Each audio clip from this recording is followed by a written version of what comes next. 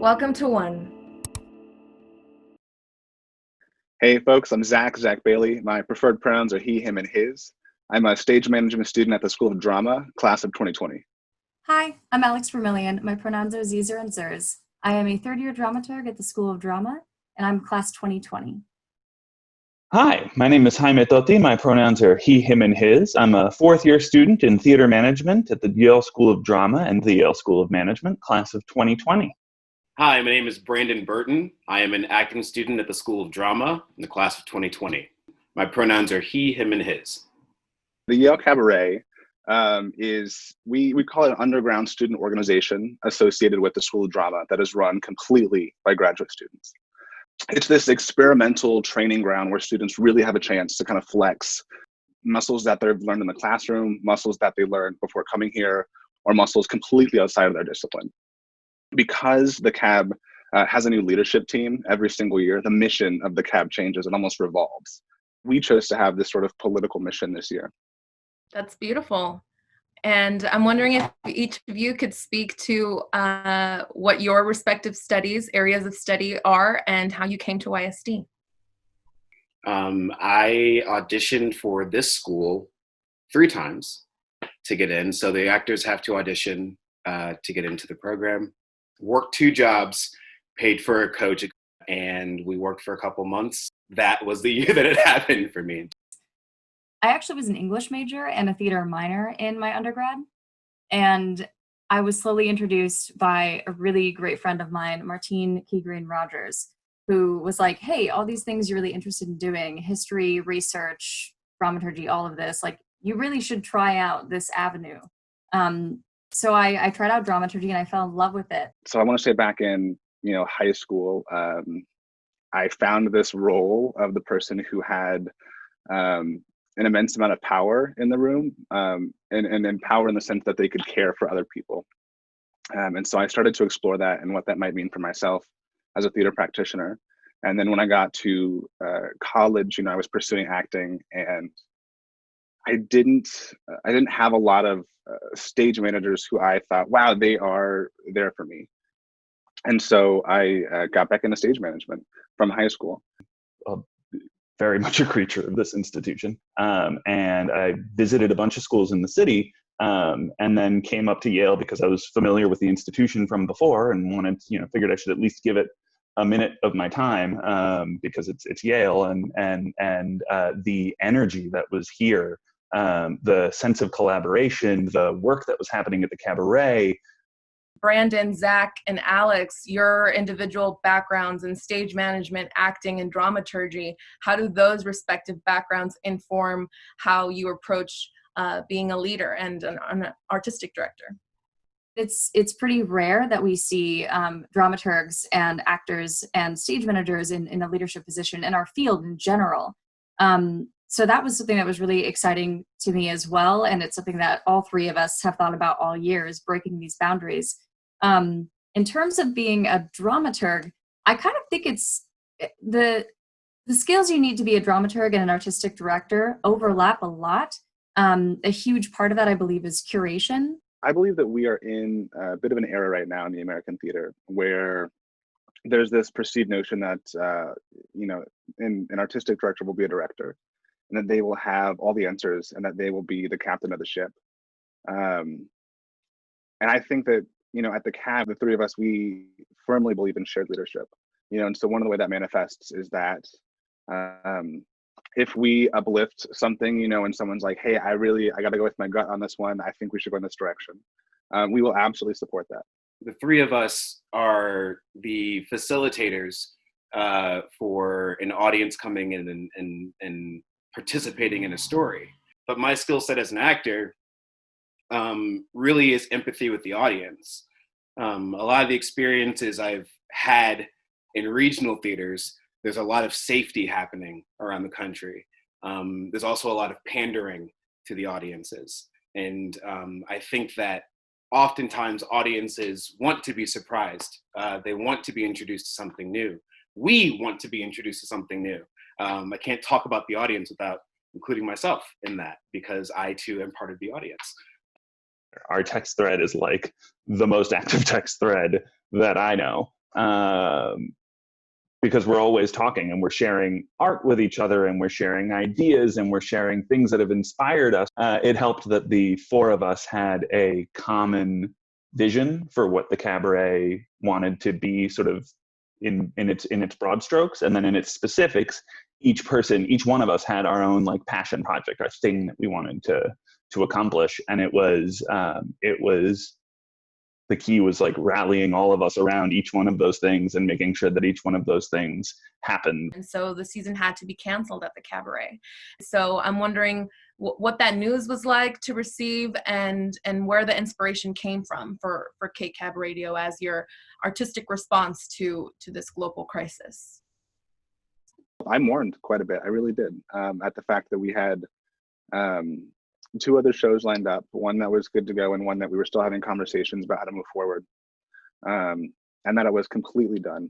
And I said that I think that this story still needs to be told, right? There is still a mirror that we need to hold up, and show people that this reflection of humanity needs to be plastered. It needs to be plastered because it's not in the history books.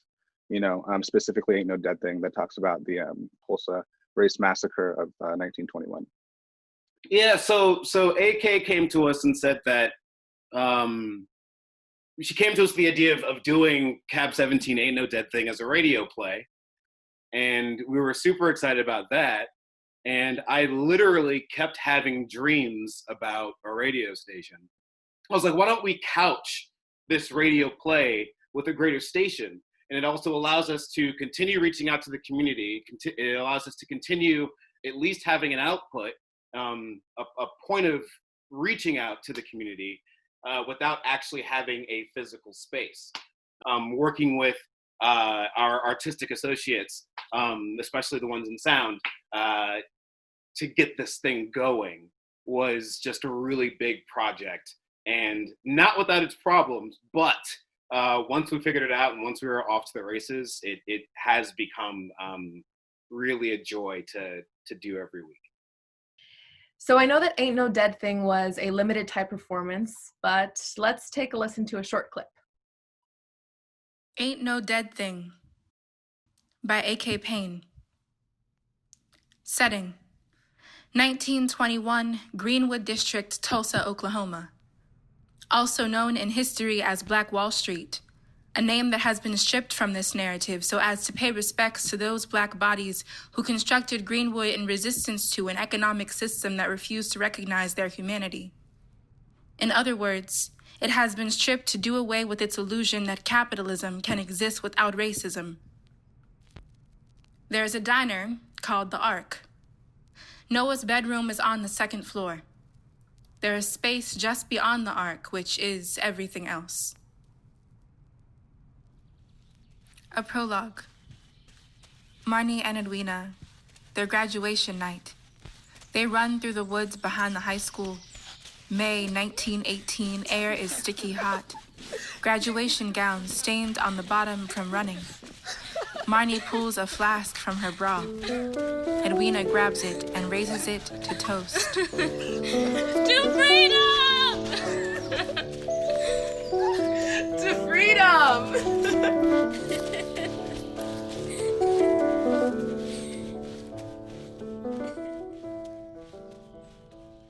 Scene 1.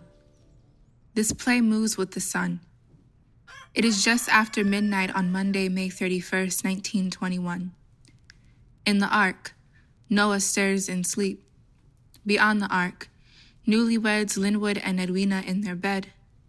Throughout this scene, a rooster crows violently. This house creaks. Floorboards make too much noise, I think. You think the sun will rise soon? Lord knows.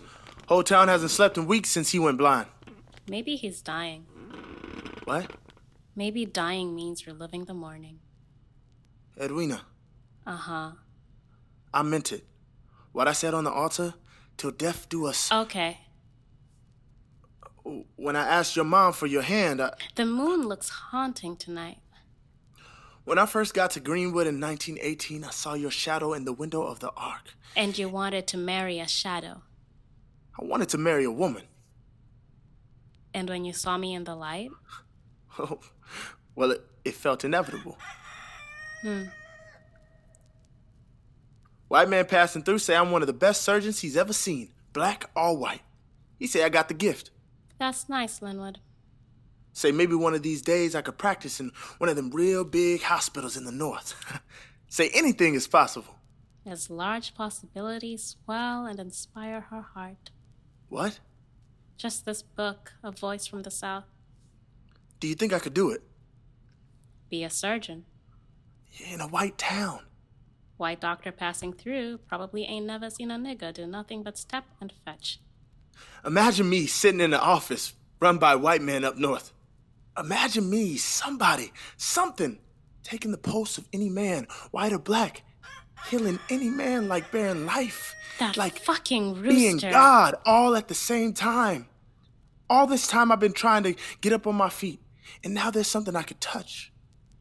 I got me a wife, got a house, some babies one of these days. I don't want a child. We'll have a boy, and we'll name him Linwood or Booker, so he knows he's holding the whole world. I don't want a son. We gotta have a son, Edwina, else my name will die with me. And mine? What? Nothing. A shadow. What's that? Nothing. You think the rooster's lost his mind? Why you say that? Sounds like he's lost somewhere, waiting to be found. Sounds like he wants somebody to put him out his misery. Crowing like that, desperate like that. Sounds like he wants to be free, but he can't even imagine. Been caged so long, mama caged so long, daddy caged so long, caged and then slaughtered and caged again. What memory he have of freedom? Maybe it's natural, remembering? Like, I ain't never known it, but I can damn sure see it. What it look like? This house all fixed up so as the floorboards don't creak no more.